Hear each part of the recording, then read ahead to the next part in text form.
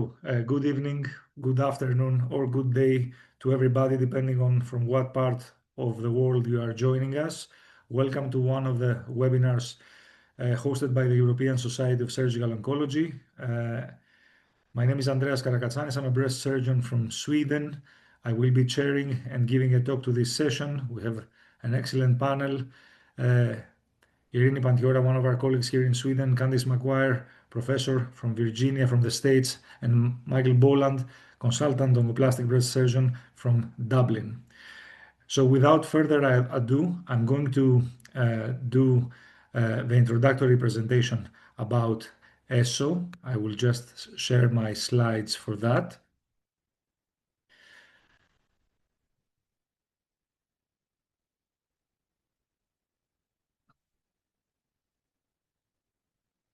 Let's see what happens with the slides here now. Yeah, let's give it one more go. There we go.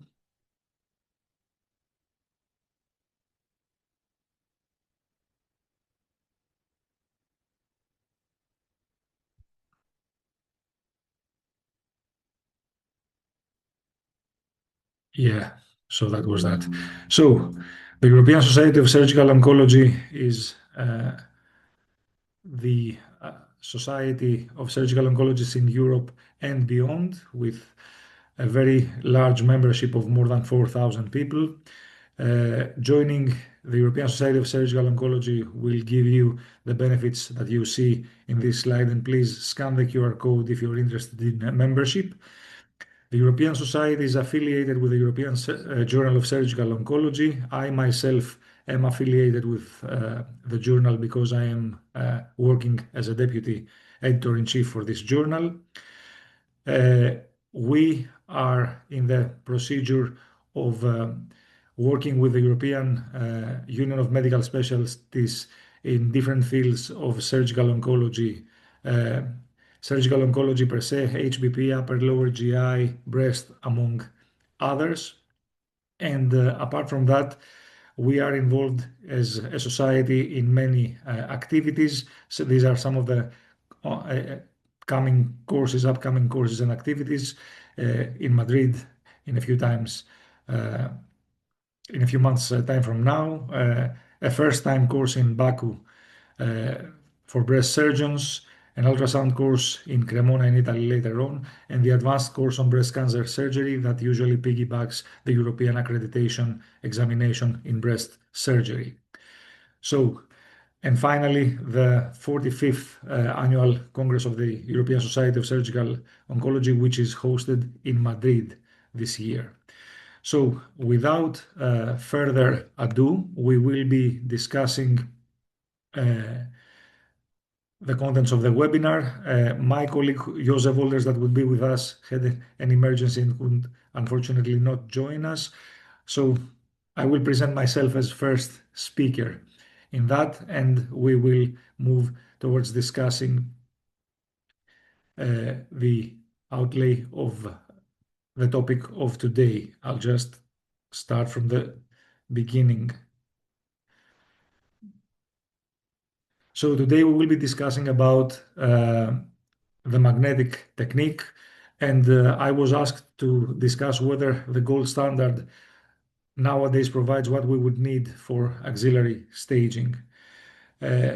These are my disclosures. One more disclosure is that we will be hosting the Uppsala Breast meeting in a few months' time, and we would like to welcome everybody. But beyond that, we would need to set the frame. So traditionally, the gold standard for sentinel lymph node biopsy in breast cancer has been a combination of isotope and blue dye with very high detection rates. It's probe and visual based detection. Recent data suggests that for upfront surgery, we don't need a scintigraphy, and that has been considered as a standard of care. Now, this is a World Health Organization map with regards to the access to radioisotope, and interestingly, 10 years after this chart, things are a little bit worse with upcoming and repeated shortages in radioisotope supply. That, alongside the fact that blue dye has allergenic reactions, discoloration, and skin necrosis, but as well as an inferior detection rate as a sole tracer, has generated the need for novel tracers for sentinel lymph node biopsy. Now, With regards to new techniques and new devices, what we actually need is that we usually say that we need high level evidence, good word of mouth from our peers, and support in order to be able to adapt into changes. In reality, though, evidence, good trials will provide answers, but will also generate new questions. Good peer experience says a lot of things, but we do tend to do things slightly different from uh, our colleagues, and support is something that is uh, very desirable, but there are barriers that depend on the setting that every one of us will practice in. Now, from a completely practical standpoint, the surgeon wants things to be easy, flexible, adaptive, and cost effective. So we are asking for everything, and we are very, very shameless about it.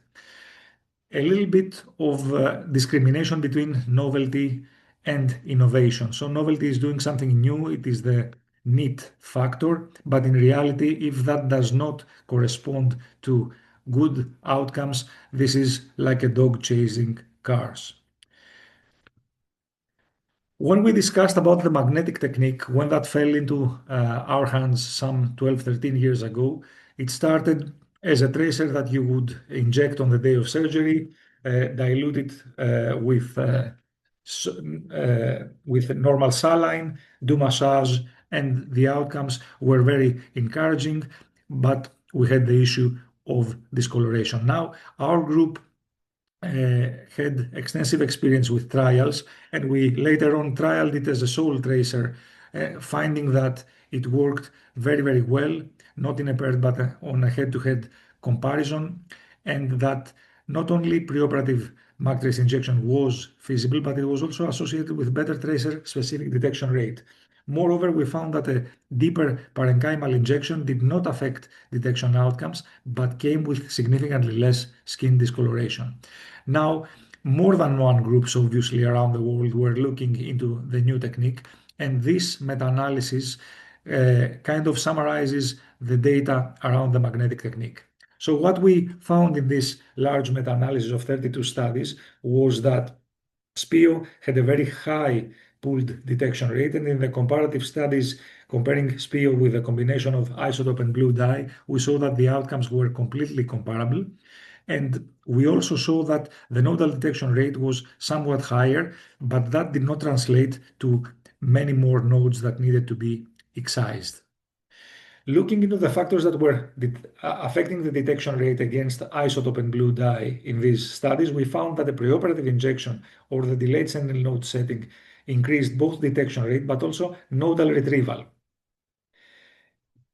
Skin staining was found to depend on the injection volume and whether that was injected peritumorally or subareolarly, and secondarily, the absence of massage.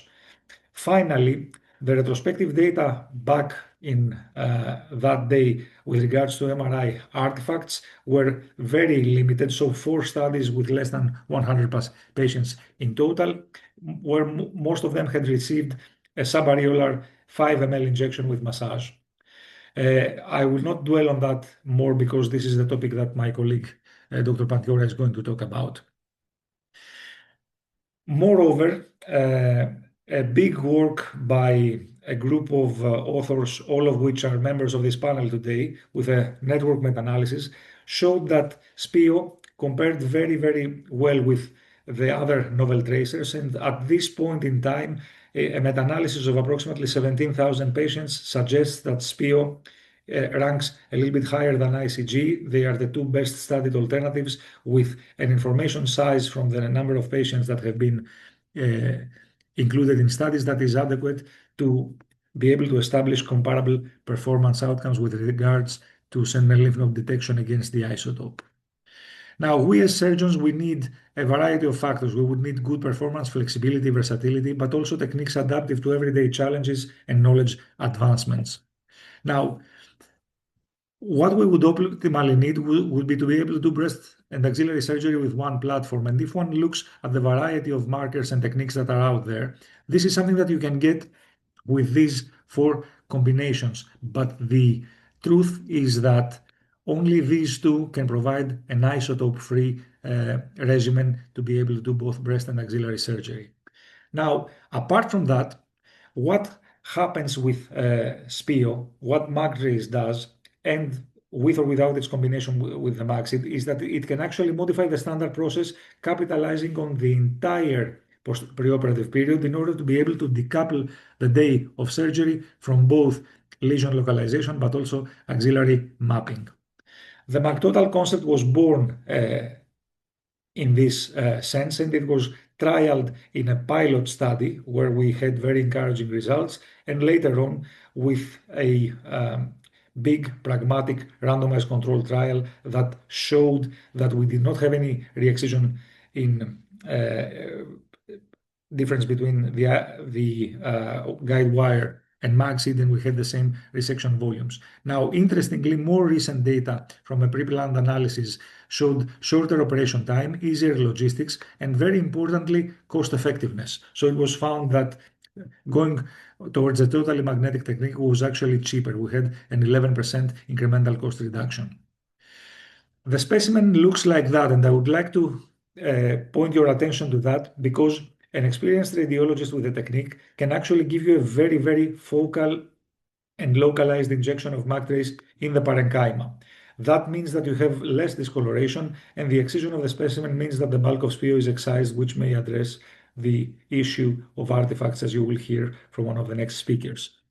Now, it gets very good. So this is something that your radiologist can deliver with extreme precision, and that per se gave us the idea that modern axillary mapping can also be utilized in order to meet modern needs with oncoplastic breast surgery. So instead of doing that, which looks like a hedgehog, or spending many markers in order to try and delineate a lesion, the combination of MagTrace and Maxit not only provides decoupled and accurate axillary staging, but you can actually use SPIO as a dual marker and strategically combine SIDS and SPIO in order to be able to move towards individualized localization solutions for oncoplastic breast surgery. So I'm going to show you some examples to go through very fast. So this is somebody that has been localized just with SPIO. We have been connecting the dots here and helping SPIO alongside the markers, and you see how that will look. Now we spoke about knowledge advancements and how these affect our way of doing things. And recently, these three large randomized controlled trials, but this ASCO guideline update brought a little bit of uncertainty in how we would be doing things. In reality, what the guidelines based on these randomized trials say is that we should not be offering routine sentinel lymph node biopsy in a particular group of patients with favorable characteristics, but the idea is that the case-by-case basis should be discussed in an MDT. Now, what is the challenge with that? The challenge is that knowledge of sentinel lymph node status may affect the decision to escalate or de-escalate other treatments. And these are some criteria that I have gathered from around the world that pose challenges into when and how to do things. So the problem is that we know that it is reassuring to not routinely offer sentinel lymph node biopsy in several patient groups, but we still don't know when, how, and how to go back. With this said, we need solutions that are not theoretical, but we need solutions that are practical, techniques that ensure that we keep our options open. One of those is the delayed sentinel node biopsy. Professor Maguire is going to talk about it, so I'm not going to dwell on that anymore. But I would like to put your attention into that. So SPIO is a tracer that can be injected preoperatively, and the artifact that it will give you on an MRI in the breast is something that you don't want. But the MRI of the axilla will show you where the sentinel lymph node is. So that was a study that looked into the concept of whether we could capitalize on that in order to be able to do a focused ultrasound and then a transcutaneous sentinel lymph node biopsy. So that was a phase 2 trial, a proof of concept that tried to bridge the invasive, which is what we currently do with sentinel lymph node dissection, to the non-invasive or the minimally invasive. So this is how it looked like. We did the MRI because we needed a proof of concept and we needed to have cross-sectional imaging. This is the sentinel node after SPIO injection. This is the this is a lymph node where we had the hotspot. This is the biopsy of the node, and this is the brown tissue chunk that has been removed. Now, this study was on purpose heterogeneous in what we had as patients in order to be able to test different clinical scenarios. And very interestingly and reassuringly, what we actually found was an accuracy that exceeded 19.6% and an area under the curve of 95.5%. What that practically means is that in the study, the only metastasis that Magus technique missed was micrometastasis, and we know that this is not something that will affect our decision making. So that original flow chart has actually become that because we have seen that the MRI is not required, which means that you are very flexible and it is very easy to understand how you can avoid doing sentinel lymph node surgery, but still being able to give your patient tailored treatment without being deprived of the diagnostic information that the axillary status will provide. Now, this is our clinical routine in Uppsala for all these patients or for patients that are a little bit more morbid or would like to expedite surgery by doing it on local anesthetic and so on. It has been shown to change decision plans and refine decision making in approximately every 5 patients, and a bigger trial is on the go now. This last example is a fusion of techniques. So this is a lady that was initially clinically node negative with a multifocal HER2 positive tumor where the tumor size, the primary size, did not qualify for neoadjuvant treatment. We did a Magus that showed an axillary lymph node that was positive. She went on, had neoadjuvant treatment, and then underwent very focused targeted axillary dissection and surgery with this manner with very good results. In summary, magnetic guidance allows us to combine MagTrace and MagSeed in order to be able to decouple those procedures from the day of surgery. MagSeed is a market, but MagTrace is also a liquid market, and you can start looking into that in this way. A peritumoral SPIO injection in droplets will avoid washout and splash effects that might be confusing and will allow you to have the option of a delayed, if any, sentinel lymph node biopsy. And with that, I would like to thank you. Now I will stop sharing my screen and I would like to welcome my next colleague, Mr. Michael Boland from St. Vincent's Hospital in Dublin. Michael. Thanks, Andreas. Let me just share my screen as well.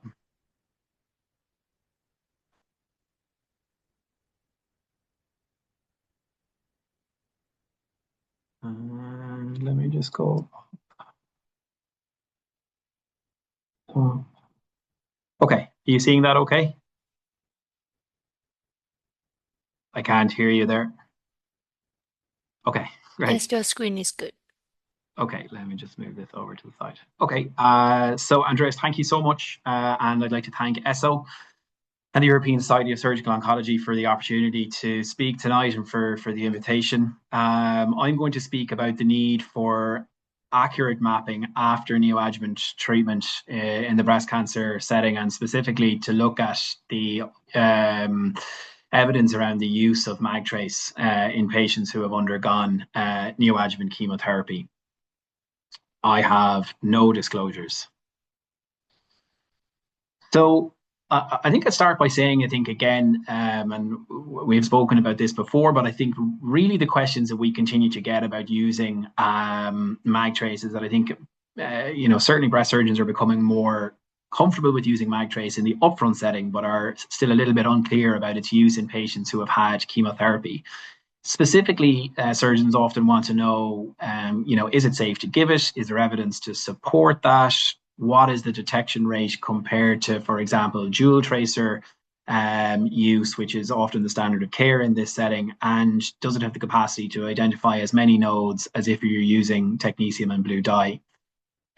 Other questions that have started to emerge relate to when it can be given and at what time point before the operation. And finally, again, does it need to be given in the setting with another tracer, especially if you're performing a procedure that would be recommended for a dual tracer, as is often the case in patients who have initially been node positive and have had a good response to chemotherapy. Well, I suppose just this is not a talk to talk about the management of the axilla, but I think realistically we know that after patients with chemotherapy, since the publication of the ACOSOG Z1071 study, the Sentina and the SNFNAC study, that sentinel lymph node biopsy in patients who've had chemotherapy is feasible. There has been then increasing, I think, studies looking at the use of sentinel lymph node biopsies in patients who had initially been node positive and have had a very good response. We know with the publication of the paper by Abigail Caudle from the MD Anderson Center in 2016 that looked at the use of targeted axillary dissection, that this lowers the false negative rate. So this is well-trodden path. Since 2021, there has been guidelines stating that you can omit axillary node clearance in patients who have had a complete pathological response, and that you need to have appropriate staging of the axilla in that setting. And really the most recent evidence is going to be around, or has been around, the omission of radiotherapy, which I think highlights the importance of accurate staging of the axilla in this setting, and potentially for de-escalation, even in the setting of residual node positive disease. And we will await the results of the A11202 and Taxus trials, which are examining this question. We know from the publication of the Sentina and SNFNAC study, as well as the 1071, that the false negative rate tends to go down below the agreed level of 10% when you remove more than 3 nodes or more, and where you use a dual tracer technique. And so that had been the standard of care until the as stated the paper by Abigail Caudle from the JCO, which really indicated that the false negative rate could be lowered to as low as 2% if you marked the initially abnormal node and did that, remove that node in conjunction with a sentinel lymph node biopsy after chemotherapy. This has really followed on in the last kind of few years, and we have looked, and certainly the group from Edinburgh looked at the efficacy and oncological safety of staging procedures of the axilla in patients who are initially node positive. And this is a patient from James Lecoq, who did a very nice piece of work and really found that targeted axillary dissection is associated with an improved accuracy.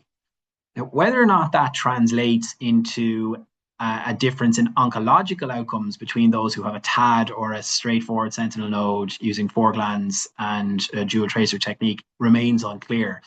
This is a systematic review and meta-analysis that our group published around 6 weeks ago in the Annals of Surgical Oncology, and we have 3-year data looking at survival outcomes from 5 studies. And what we have seen is that there does not appear to be a significant difference, although there is starting to emerge a difference in disease-free survival, certainly in the group that favors TAD.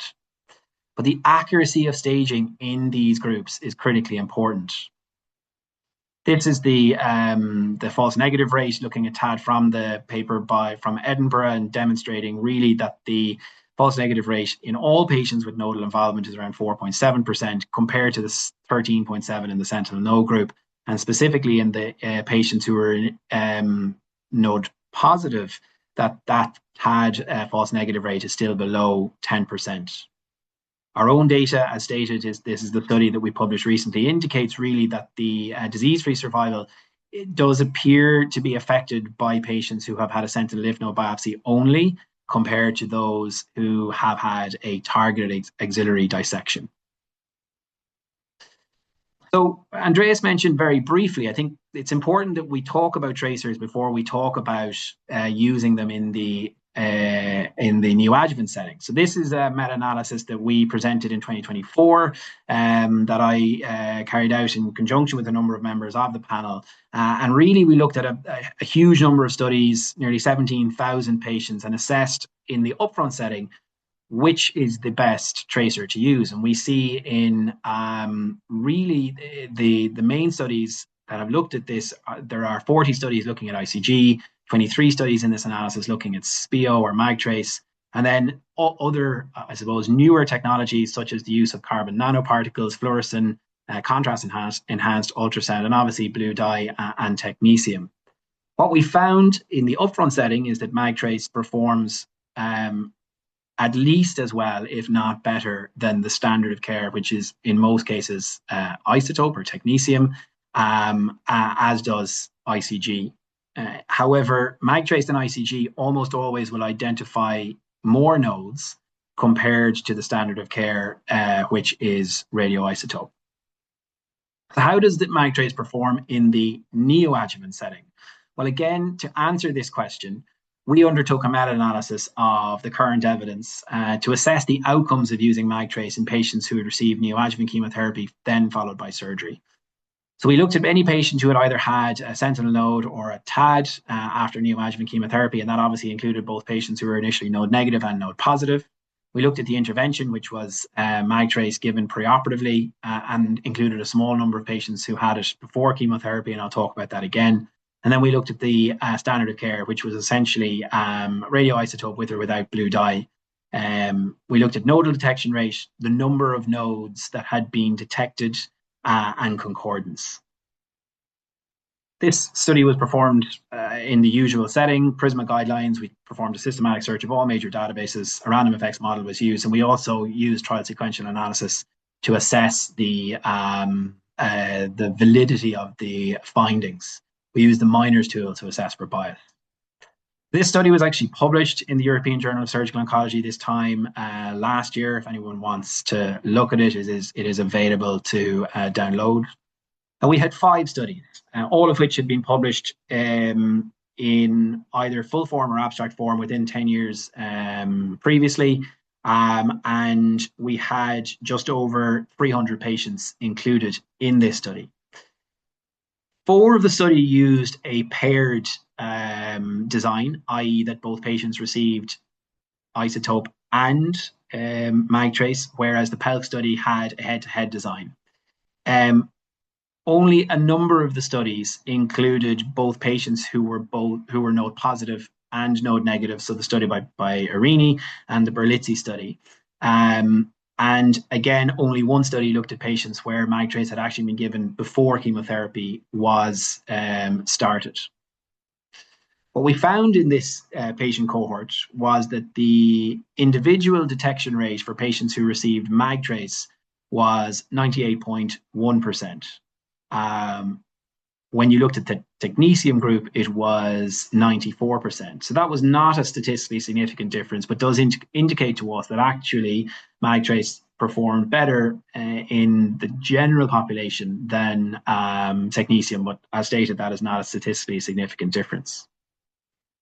And that is the plot just looking at that. What was probably more important, and I think is critically important in this setting, is that we found that magtrace had the capacity to identify more nodes. I think this is going to become exceptionally important if your unit is looking to stop giving radiotherapy in those who become node negative, because I think it is important that the axilla is accurately staged. And if you're doing, for example, a targeted axillary dissection, I think it is important still that includes a proper sentinel lymph node biopsy. But more importantly, I think if you're a unit who is still performing 4-gland dual tracer techniques, as a certain number of units still are, getting a significant number of nodes that allows you to stage the axilla properly is of critical importance. And this was a very statistically significant difference between magtrace and radioisotope, indicating that magtrace had the capacity to identify more nodes per patient compared to radioisotope. To assess the certainty of the results, we performed a trial sequential analysis, which indicated to us that you would need a study of over 1,500 patients, but indicated that if you had this study, that the results would be consistent to what we had found in our analysis. The risk of bias scores in all studies were high, indicating a good quality. So the nodal detection rate is crucial. It increases the likelihood of finding 3 nodes, and more importantly, which we didn't look at, that is likely to result in a higher malignant nodal detection rate, as we had demonstrated in the larger network meta-analysis. That is also critically important because in many institutions, the standard of care for patients who have residual nodal disease after chemotherapy is to proceed to an axillary clearance. And I think until we have the results of the A11202 study and the TAXA study, that is not likely to change. I know there is evidence that demonstrates that a number of centres are moving away from that. Certainly in our centre, if patients have residual macrometastatic disease, the standard of care is still to proceed to an axillary clearance. I think there should be significant consideration for giving MAGTRACE before neoadjuvant chemotherapy, and a number of studies, I think, are ongoing looking at that. I think there is evidence that you avoid the fibrotic effect that is postulated to occur during chemotherapy. And it is interesting, if you read the study by Irini Pantiora looking at this, there is definitely some discrepancy between the patients who got MAGTRACE before chemo compared to after. The impact of BMI is not tracer specific, and BMI will negatively affect your ability, or the tracer's ability, to identify sentinel nodes. That is not limited to technetium, but we see that across the board. MAGTRACE appears to be equally effective in initially node positive and node negative patients, so I don't think there is any select group of patients where it cannot be used. If anything, I would be saying it's likely to identify more nodes across the board in patients who have had chemotherapy. And giving it in addition to another tracer does not appear to improve the detection rate. To conclude, MAGTRACE is safe to use in the setting of neoadjuvant chemotherapy followed by surgery in patients who are either initially node positive or node negative.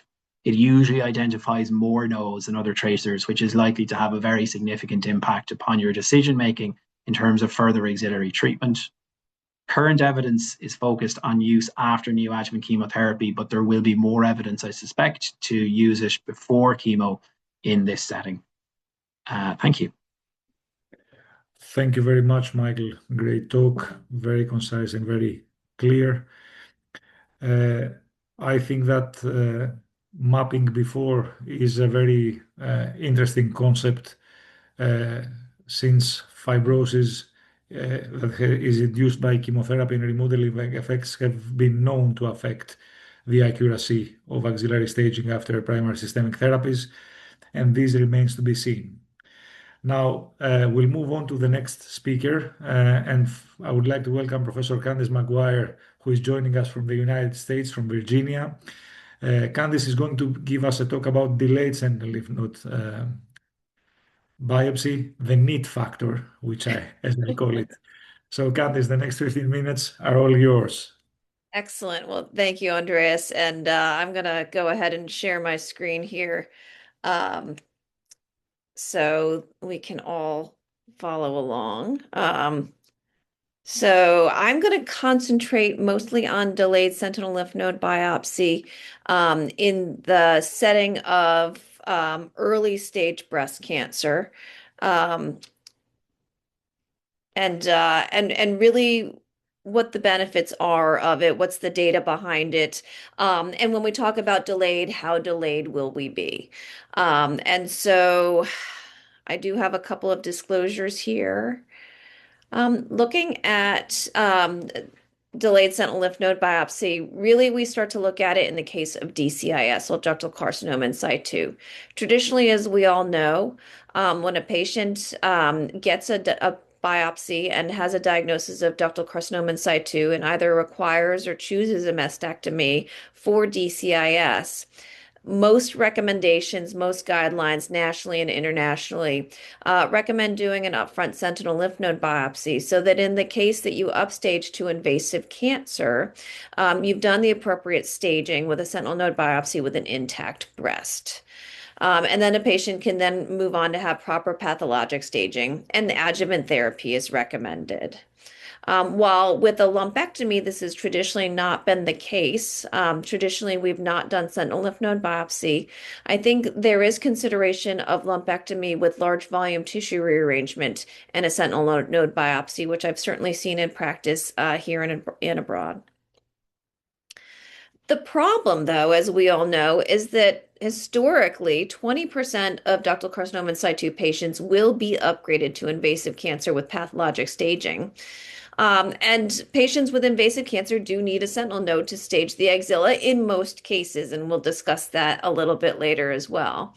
However, if you do a sentinel lymph node biopsy for every patient undergoing a mastectomy for DCIS, you will have performed an unnecessary sentinel lymph node biopsy in 80% of patients. And that number can potentially go even higher when we look at modern methods of core needle biopsy.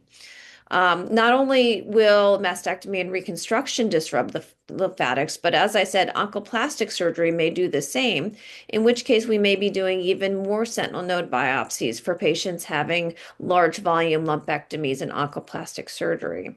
So doing sentinel lymph node biopsy at a second surgery may not be accurate. It's been described with some level of success in mapping, but we don't know that that lymphatic system is intact or that the mapping is accurate.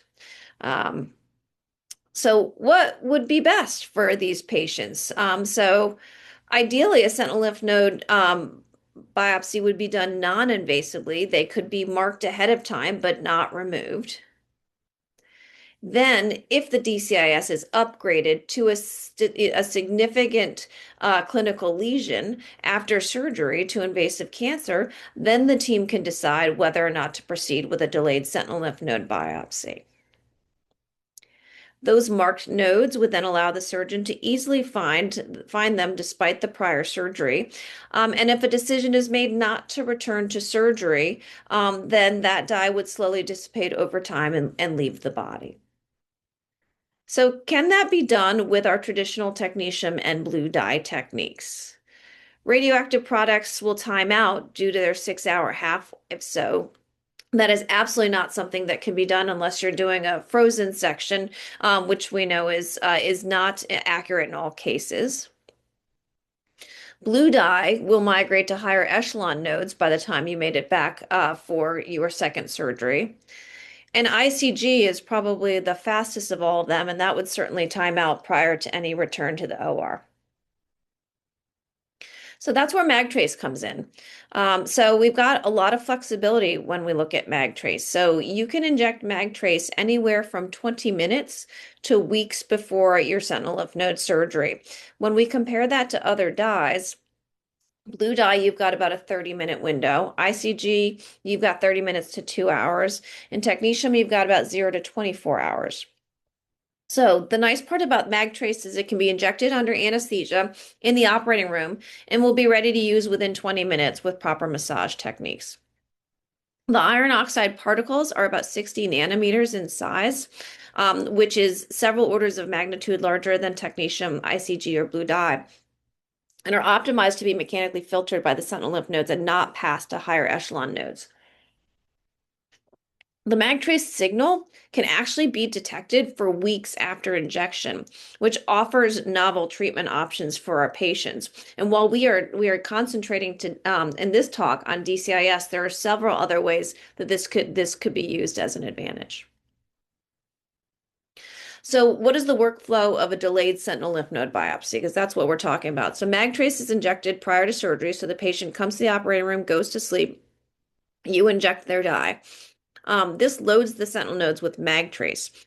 You can then take your Sentimag and verify that you've got uptake in the lymph nodes prior to doing your mastectomy. And then you perform your breast surgery, whether it's a mastectomy or a large volume lumpectomy with tissue rearrangement, and send the specimen to pathology. Excuse me, sorry, spring has sprung in the US. If invasive cancer is found, the surgeon can return to do a sentinel lymph node biopsy at their discretion. And then this enables best standard of care for patients who need it and not doing a sentinel lymph node biopsy in 100% of patients to find those 10 to 20% of patients who actually require the sentinel lymph node biopsy, which we know carries with it a risk of lymphedema. So looking at Dr. Karakatsanis' paper from 2023, the Sentinot study, which has been alluded to prior, demonstrates the same thing that we've been talking about. So this was a prospective multi-center cohort study. There were 254 patients in whom they delayed the sentinel lymph node biopsy compared to dual technique sentinel lymph node biopsy in DCIS patients. So 55 patients received MagTrace injections A median of 28 days post-inject, I'm sorry, 58 of the MAG-trace patients actually had a return to the OR with successful identification of a sentinel lymph node, a median of 28 days post-injection. 78.7% of the patients did not require a sentinel lymph node and avoided a sentinel lymph node biopsy. And the MAG-trace yielded higher detection rates than the technetium and the blue dye or the technetium alone. So delayed sentinel lymph node not only prevented lymphedema in almost 80% of patients, but it resulted in 28.1% cost containment. So this is not only a benefit to the patient, it's a benefit to the health system as well. So there is another study ongoing, currently recruiting patients. It is to investigate the use of MAG-trace as a tracer for delayed sentinel lymph node dissection. And so this would be in subjects undergoing delayed sentinel lymph node surgery to compare detection rates between MAG-trace and radioisotope in the sentinel lymph node localization. This is the study schema. So patients will be identified and consented. They will receive a MAG-trace injection plus their primary surgery. If they have no invasive cancer on their surgical pathology, obviously they will have no further surgery. If invasive cancer is found, then within 4 weeks, the patient will return for a sentinel lymph node biopsy / sentinel lymph node dissection, whatever you like to call it. And they will also get a radioactive injection plus or minus blue dye. Patients will then be randomized to have lymph nodes located in one of two ways. So either they'll be located first by the radioactive injection and then by MAG-trace versus localized first by MAG-trace and then radioactive injection. And this should really sort of help us drill down on whether a radioactive injection after mastectomy is accurate as compared to the MAG-trace, which is injected previously, and how many lymph nodes can be retrieved with either technique. So this study is ongoing. I'm very interested to see what the results are. I have a horse in the race, but we will have to wait and see the results. So let's talk a little bit about the U.S. and what we've been doing with the Sentinel technique.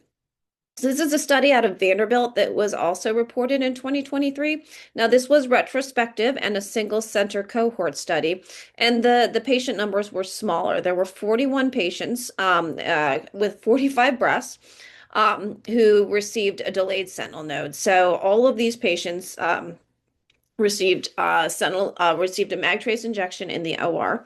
And 7 patients were actually upstage to invasive cancer. There were, in fact, only 2 patients who were injected with MAG-trace who then had to return to the OR.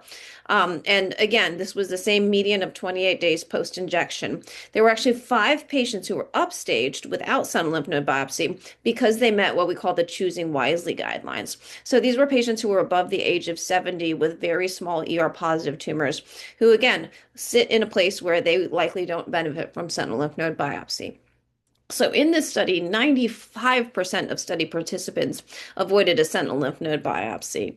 And the delayed sentinel lymph node biopsy, I think we can see the huge advantages here in that it allowed customization of recommendations for sentinel lymph node biopsy based on age, tumor size, and characteristics.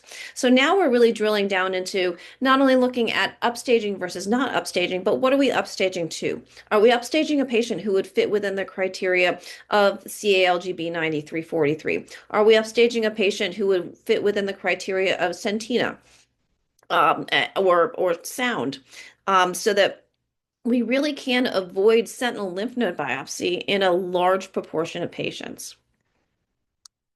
This was a great cost containment study that was done by Solis et al. At Vanderbilt. And again, retrospective, sort of the same patient cohort, just looking at cost containment.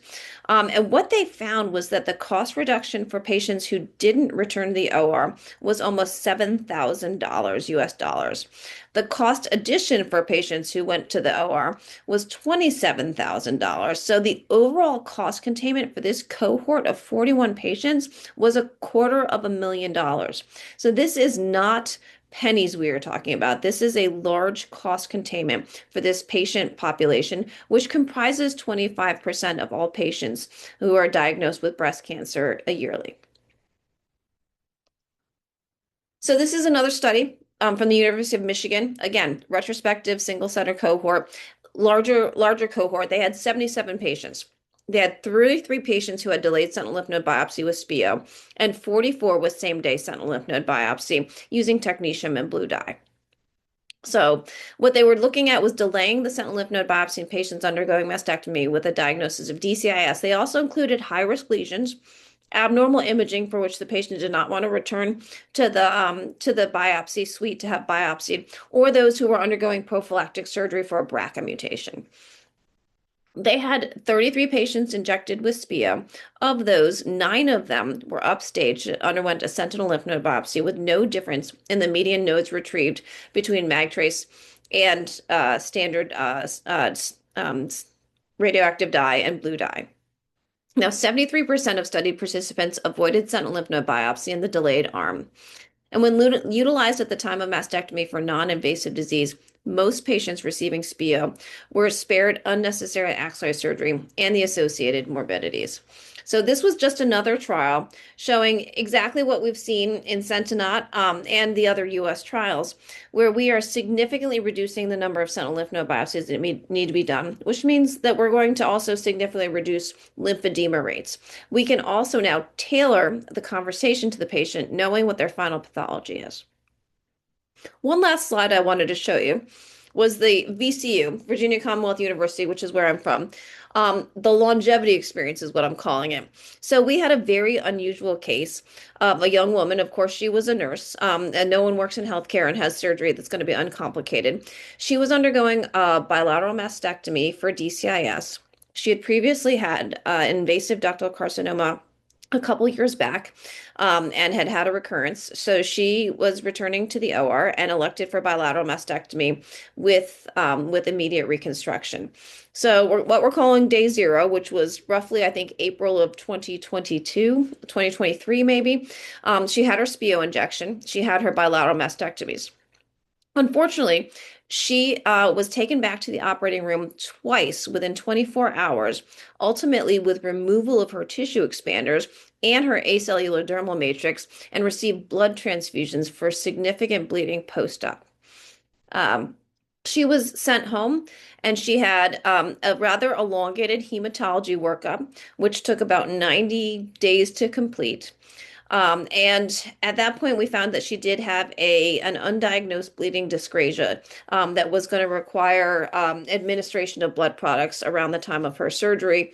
And so we had gotten her scheduled for her sentinel lymph node biopsy, and then she changed jobs and lost her insurance. So for those in the US, you know that would then become a very expensive undertaking to have a sentinel lymph node biopsy on your own dime. So she waited an additional several weeks to have her sentinel lymph node biopsy.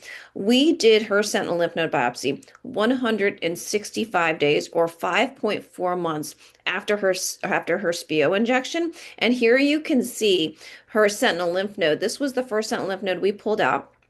You can see how dark brown it is. And you can see on the Sentimag system that we're still getting an excellent signal from this node. In fact, it was detectable transcutaneously as well. And so I think that not only does this show that we've got probably more than 4 weeks to go back and find these nodes, but we perhaps have several months, which I think is a good way to segue into other conversations about other ways to use this dye in a delayed fashion. So I thank you, and I look forward to answering any questions. Thank you very much, Candice. This is very nice. This is very provoking, and it is in line with the questions that we're getting until now. So we have talked about how things look like now. What I touched upon, and this is relevant with some other questions in the Q&A session, is where to inject, how to inject, why, and so on. I think that the next talk, my colleague Irini Pantiora will discuss the post-MAG MRI study findings and will close the loop and lead to the discussion. So Irini, the next 15 minutes are all yours. Thank you very much. Thank you, Andreas, for the introduction, and thank you to ESO for organizing this course and inviting me to present. Let me just try and share my screen. Did you see slideshow? Great. So my focus here is going to be on the MRI artifacts. Then this has been a topic of discussion many times, so I'm going to try to answer as many questions as I can about it. Now we've already talked about the nature of SPIO. It's iron oxide nanoparticles, and the difference from other tracers is that it actually stains the tissue that it's being injected to. And given the fact that it is paramagnetic and it stays on the tissue quite a long time, it can stain the skin, so it might have some cosmetic issues, but it also can produce MRI artifacts. So my co-panelists have very nicely presented all the different clinical settings that SPIO can be used to and see how safe it is even in the late setting or in the neoadjuvant setting. So far we have a tracer that is of equal clinical performance to the isotope, which is the gold standard. It's user-friendly, very easy to use. It doesn't require any specific handling or disposal like the isotope does. It's very easy for logistics and very easy to plan around our specific clinical settings. But some issues remain regarding skin staining and MRI artifacts, which are actually a bit more important as they might have some clinical consequences. So when we did the meta-analysis on SPIO a few years ago, we tried to address this issue. The data was sparse, so we only found data on 4 retrospective studies, not a lot of patients, slightly less than 100. Most of the patients received 5 milliliter dose, which is not used anymore, and it was subareolar with massage, which we know kind of disperses the liquid everywhere. There were lots of artifacts in this type of administration, subareolar with massage, but no artifacts when it was injected intratumoral. And not surprisingly, it was more common in breast conserving surgery. However, there was such a heterogeneity in the data and the classification was not standardized at all. And this did not allow us to go further with an analysis. So we did not get a clear answer from these studies. And then the other question that remained unanswered, are they important? Do they affect the accuracy of an MRI?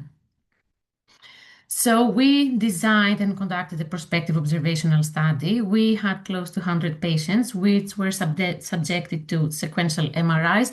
So in total, we had 159 MRIs. Now, we included patients with invasive breast cancer and DCIS, but only patients who underwent breast-conserving surgery and sentinel node biopsy. We injected SPIO always peritumoral and at a maximum time frame from 4 weeks before surgery. And then all patients received a postoperative MRI plus their annual mammograms.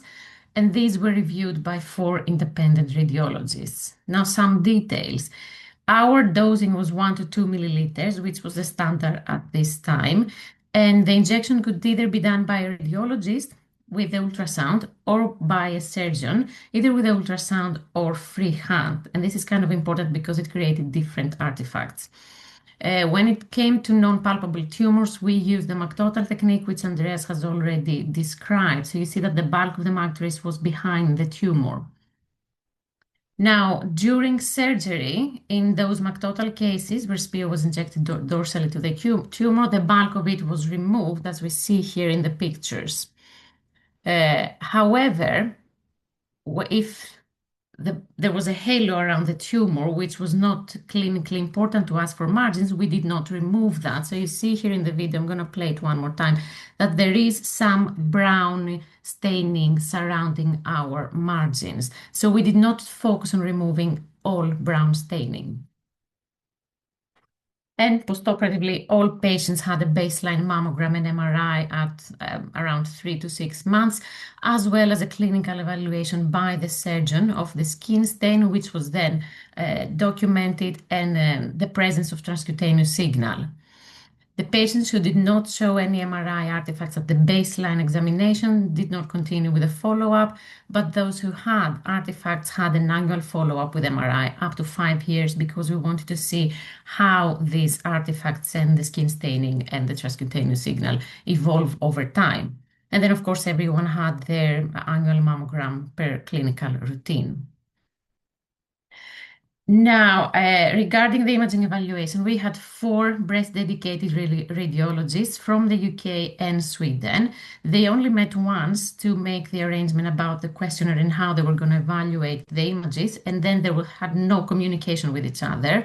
They all evaluated the imaging on separate sessions. They were blinded to the patient history, did not know what kind of surgery the patient had, or what type of injection of SPIO the patient had.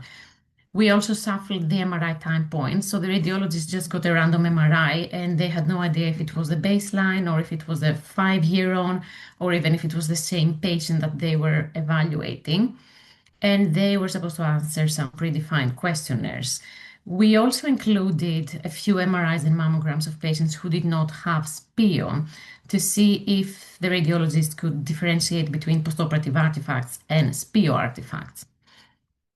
And this is how the questionnaire looked like. It's mostly the clinical questions that we are most interested in. It's about the presence of an artifact, the impact of it on the interpretation of the imaging, and how easy the image is to assess. If they can say that these are SPIO-specific artifacts, or if they just look like any artifacts, postoperative or else, and how big they are. And what we saw in the results is that there was a very big inter-rater variability. We see that there was about 30% any artifact on MRI, not being able to characterize it, but this ranges from 24 to 74%. And SPIO-specific artifacts, where they could say, okay, this looks like a SPIO artifact, that was 20.9%, but still with a quite large range from 12 to almost 50%. We had low to fair agreement between radiologists, and we see here in the picture a clear SPIO artifact. Regarding the interpretation of MRI, most of the artifacts did not really affect it, or they affected it slightly. There was only one MRI and only one radiologist who thought that this is not possible to interpret. Otherwise, the difficulty of interpretation was around 3, slightly harder than a mammogram. But also another thing that's important here, not all of these patients received intravenous contrast. So that could also add to the difficulty in interpreting the pictures. When we looked into which factors were associated with more artifacts, the strongest predictor was freehand SPIO injection, usually by the surgeon. Then we looked at residual magnetic signal after surgery. When there was none, we practically did not have any artifacts because most of the SPIO was removed. And of course, seeing brown staining in the cavity. And obviously, not using contrast MRI made the interpretation more difficult. The dose of SPIO was not associated with artifacts. And when we looked at the evolution of artifacts over time, we saw that for radiologists who actually had the highest artifacts rates, the prevalence decreased over time, as well as the size decreased significantly for some radiologists. So we kind of get the suggestion that these artifacts might shrink with time. And we have a very typical example here. So this is a patient after a wide local excision. She received freehand 1.5 milliliters of SPIO, and she had residual signal intraoperatively. And we see at the 6 months MRI, there's a clear artifact around 25 millimeters. The difficulty of interpretation is around 3, so it's not a real issue. But then 3 years later, the opinions start to differ here. So 2 raters see a postoperative artifact, not SPIO artifact. 1 rater sees no artifact at all, and 1 radiologist still sees a SPIO artifact. But now the dimensions have gotten smaller, and the difficulty is lower as well. And now to probably the most important question of all, can we detect a recurrence, or do the artifacts actually make the MRI useless in that regard? We had 6 patients out of the whole cohort that developed a local recurrence, and they all were correctly diagnosed on MRI by all radiologists. So we did not have any issues with cancer detection. And this is a patient who had a recurrence, and it is very clearly seen at the postoperative MRI.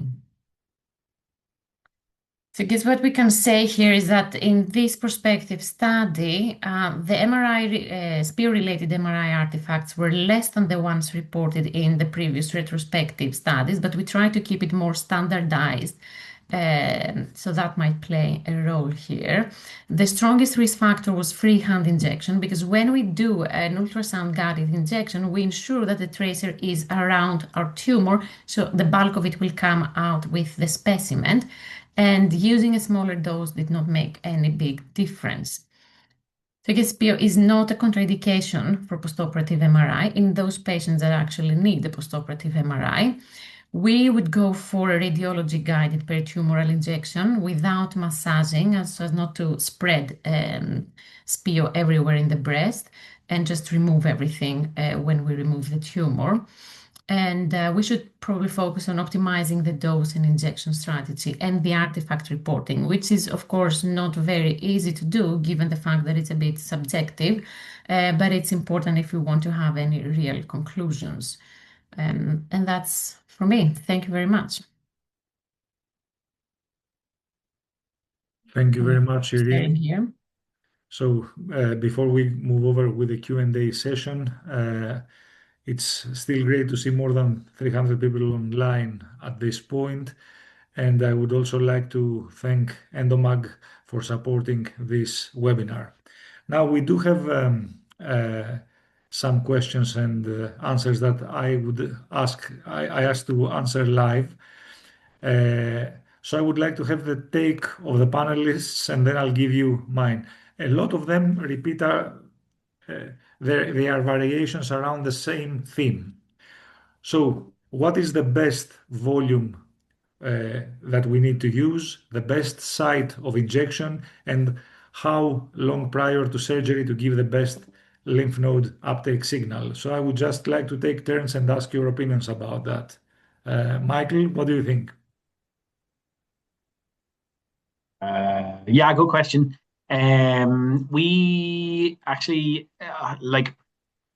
when we started using it, we have reduced the volume that we give. I think that reduces the staining. So generally, we have gone down to a mil or less. We actually usually inject it ourselves, and we do it. I usually do it around a week before surgery, because I find, especially for patients who are early in the day, we have not yet moved to getting our radiologist to inject it in a peritumoral location. We still inject it ourselves, and I suppose the kind of the handheld method that Irene described. But I find that works. I will try and get it. You try and get it as close to the tumor as possible in a kind of a mag total technique, but I've seen people who just simply inject it around the nipple, and even if you do that, I think the staining is a little bit worse, but I think it still works absolutely fine. Candice. So I think the answer to that is it depends. I think if you're injecting it ahead of time, especially with the mag total technique, which I definitely prefer. And in many cases, our radiologists are doing it under ultrasound guidance. We're still getting them some training on doing it in the stereotactic realm.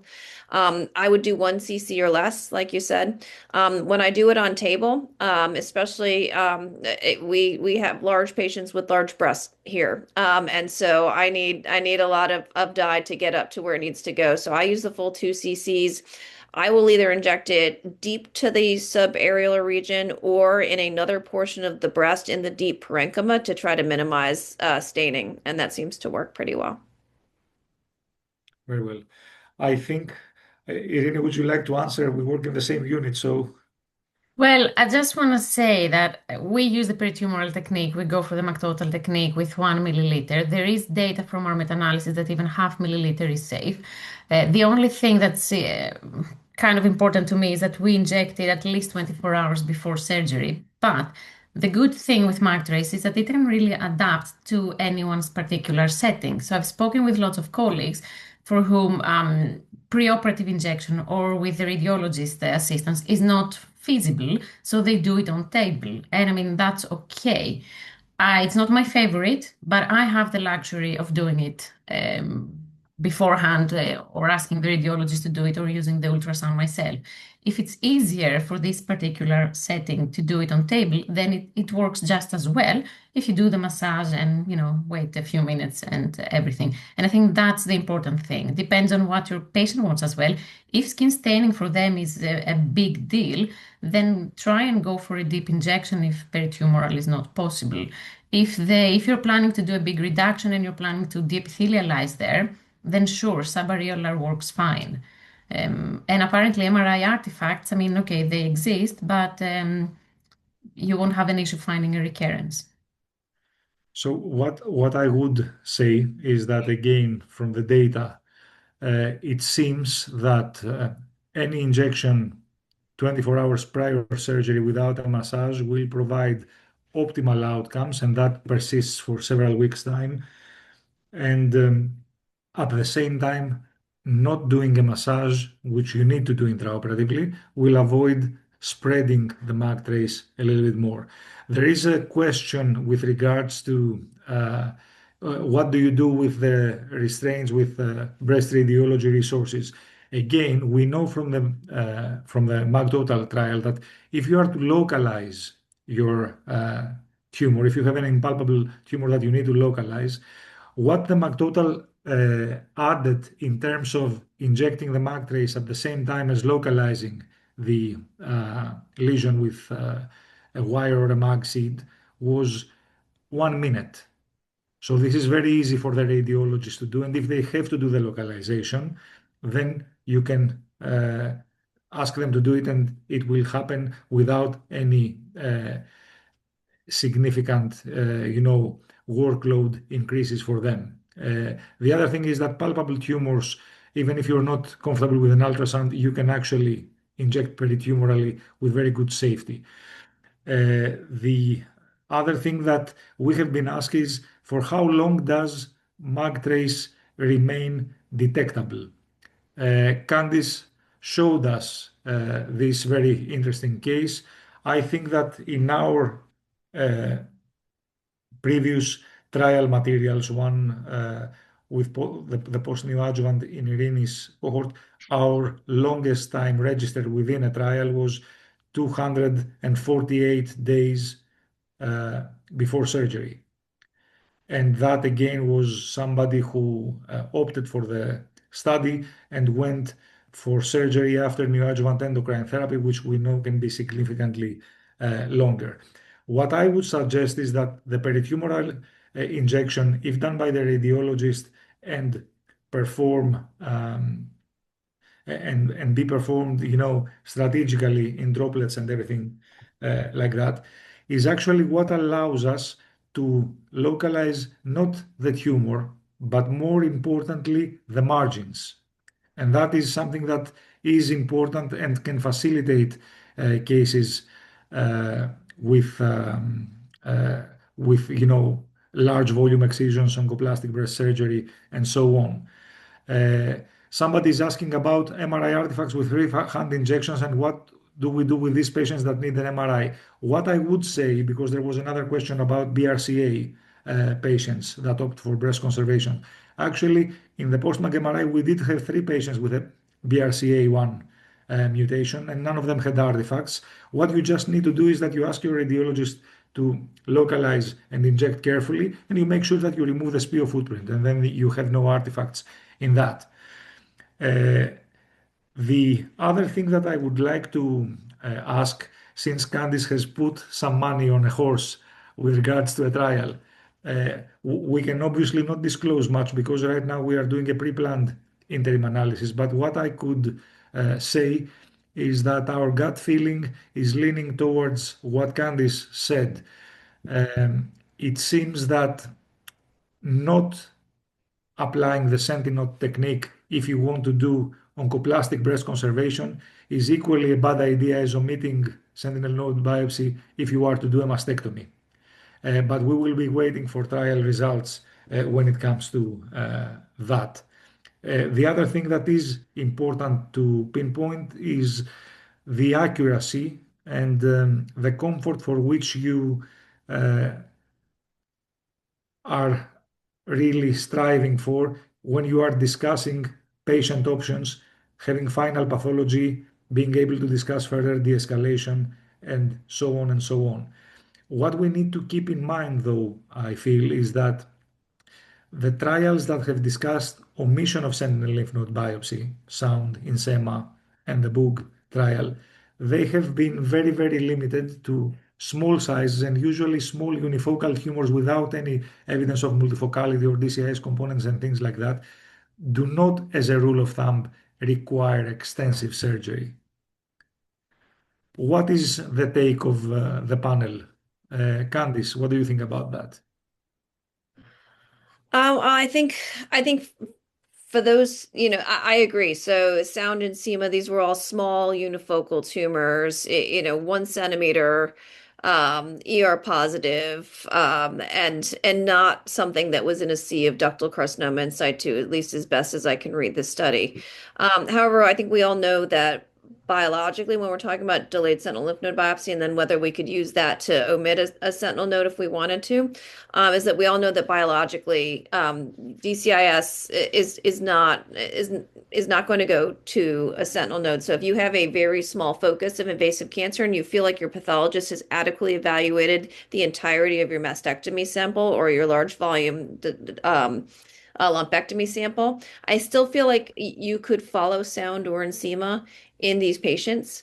I do think that you could actually, and literally just thought about this, you could try Magus in that case if you felt less confident, because that dye is up there, and it could be if you can identify it with a probe, and you can find that lymph node with an ultrasound, you could try percutaneous biopsy if you or those in your healthcare facility felt like they needed that answer, and that would be a great way to sort of have the best of both worlds.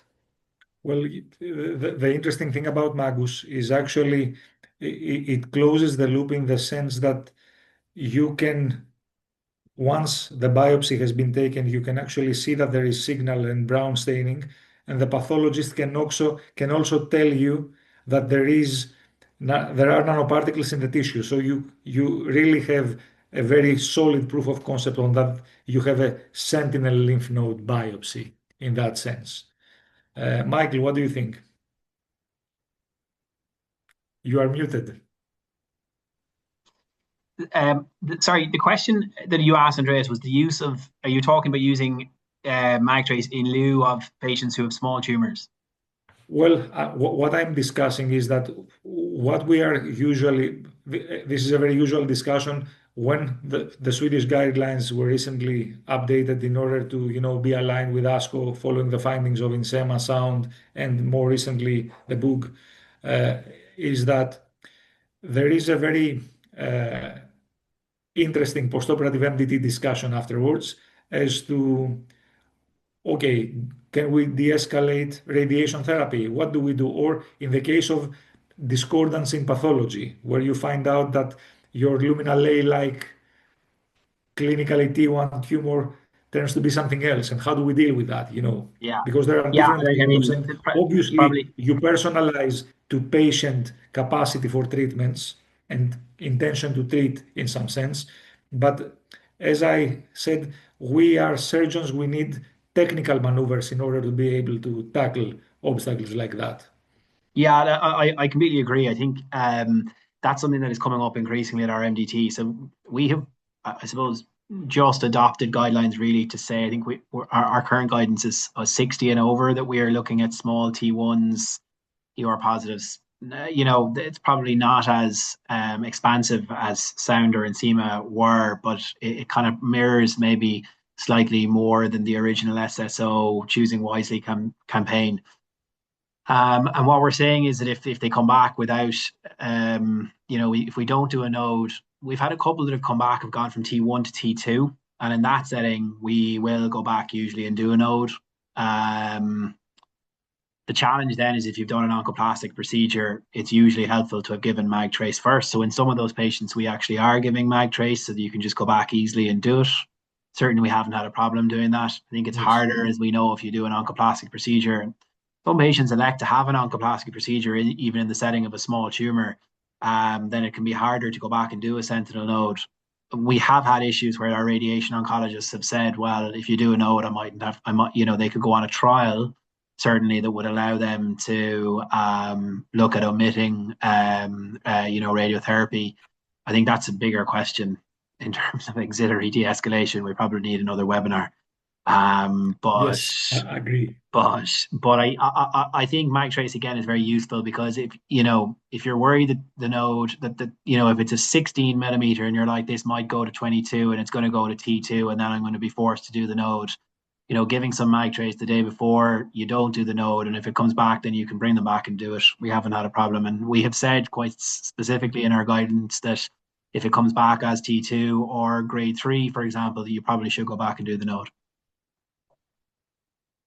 Yes, agree. So to that end, we have actually expanded the Sentinel-2 criteria in order to be able to include patients like that, because the DCIS was actually the excuse, because what Sentinel-2 is examining is the technique per se, because I also believe, as Candice highlighted, that this is about interrupting the lymphatics and how much surgery you are doing and what lymphatics you are interrupting and how that can cost both in terms of detection but procedural accuracy.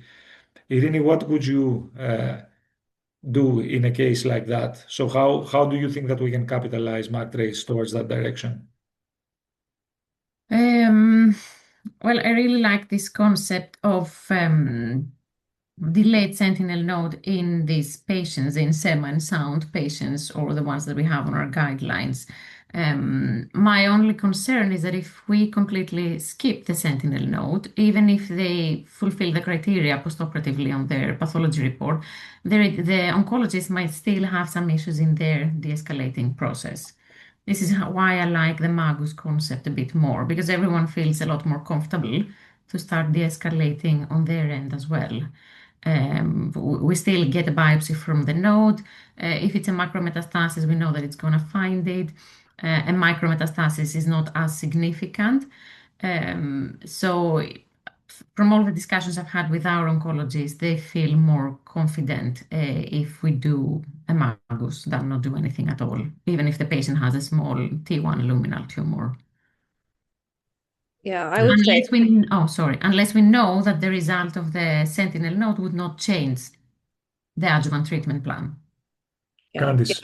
For us, it's less the medical oncologist and more the radiation oncologists. I think if you are working in a setting where omission of radiation is fairly common or partial breast irradiation is fairly common, then this question comes up again and again. And we've actually had discussions about trying MAGUS to try to customize the treatment for patients undergoing APBI. Yeah, I mean, I think, as I said, I think that trials and trial results tend to give us guidance on how to deal with patients on a cohort level based on group characteristics. We as surgeons deal with the everyday aspect of things. Flexible techniques are important in order to be able to tailor treatments while we are de-escalating, because I also feel that one de-escalation should not lead to another escalation in some sense. Now there is a question that I would like to take. There is somebody asking whether a periareolar injection works as well as a peritumoral injection. And the answer is yes, we do have evidence on that from a previous trial that our group ran, the SENTI-DOSE, in which we had a cohort of patients that got a retroareolar injection, and we had a cohort that got a peritumoral injection.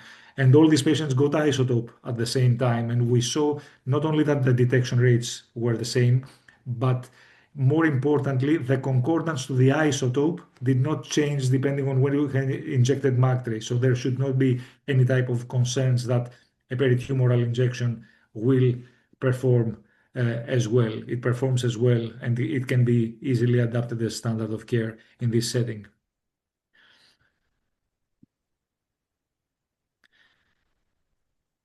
There is a question about ICG versus SPIO. What makes the latter advantageous? Well, I think that Candice touched upon that very, very clearly.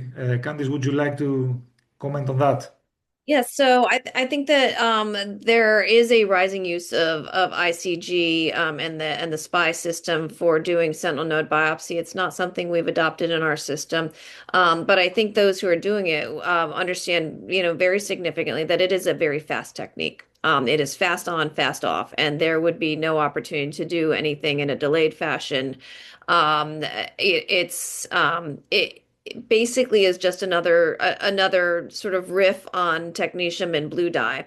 And if it's advantageous in your system for that, that's great. But it really doesn't have the longevity of the mag trace, which is the huge advantage. Agree, agree. So I think that we have answered all questions. Just let me take a look at that. Okay, somebody is asking if anybody has gone back to isotope due to MRI artifacts, because MRI artifacts is a long-term complication. Do you have any experience of that? And I can tell you mine in the end.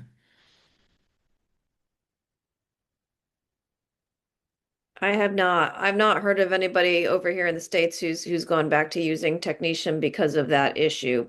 I think the more that we do the peritumoral injections, the less of an issue that becomes.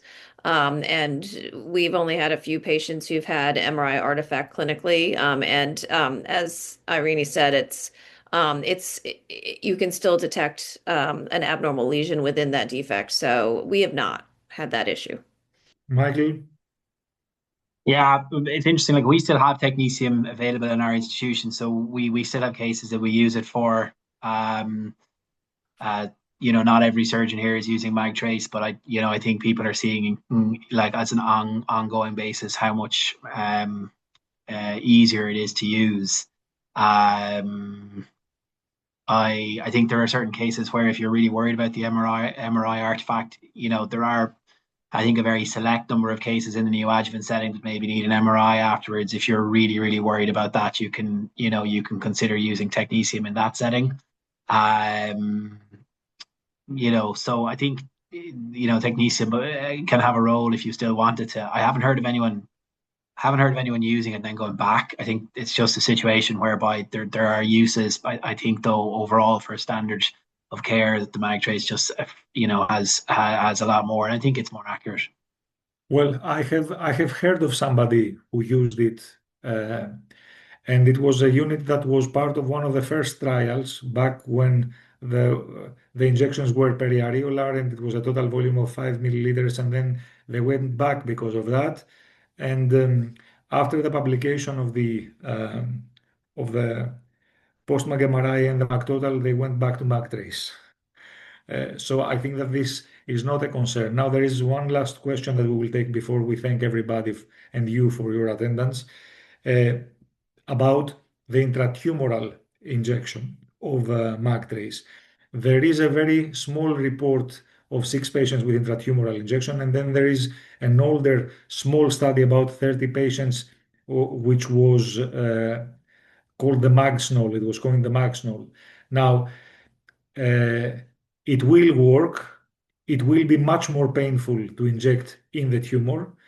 And I will only cite the position of Armando Giuliano, who feels very strongly against injecting something intratumorally. I don't know if the concerns about localization success with regards to sentinel node that are valid, but it is sure that it is very, very unpleasant for the patient. Now, if 1 milliliter, instead of injecting it in the tumor, is to be injected around the tumor in 4 doses of 0.2, you have very good coverage of margins. You remove the brown, and you know that you have removed adequate margins, and it is not a painful experience, and it is very successful in terms of uh, sentinel lymph node detection and preventive of any MRI artifacts. Now we are closing to 7 o'clock Central European time, so I would like to thank all the members of the panel, Irene, Candice, Michael, for your time and your insights. I would like to thank all of you that have been online with the questions and sparkling this discussion. And I would also like to thank ESO for organizing this and Endomag for supporting it. Thank you very much, and we will be happy to see you in one of our next webinars. Good evening, good day, good night, depending on where in the world you're watching us from. Thank you very much.